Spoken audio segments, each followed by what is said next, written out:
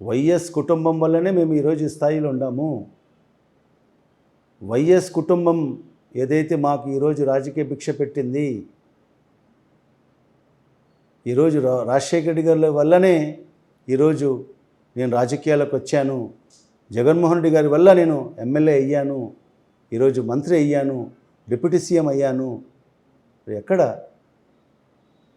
ఈరోజు ఎక్కడ పెత్తనం? ఈరోజు మమ్మల్ని చేయి పట్టుకుని నడిపించుకుంటూ ఈరోజు మన ముఖ్యమంత్రి గారు ముందుకు తీసుకెళ్తున్నారు.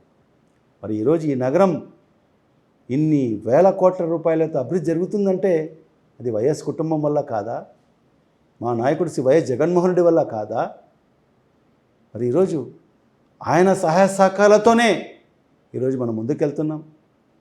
ఈరోజు ఈ నగరాన్ని అన్ని విధాలుగా అభివృద్ధి పదంలోకి నడిపిస్తున్నాం, అభివృద్ధి చేస్తున్నాం, రాబో రోజుల్లో కూడా చేస్తాం. మరి ఖచ్చితంగా వాళ్ళ సహాయ సహకారాల వల్లనే సాధ్యమవుతుంది. కాబట్టి మనం ఎప్పుడు కూడా ఏ క్వశ్చన్ కూడా ఆ విధంగా ఆలోచన కూడా చేయమని చెప్పి కూడా ఈ సందర్భంగా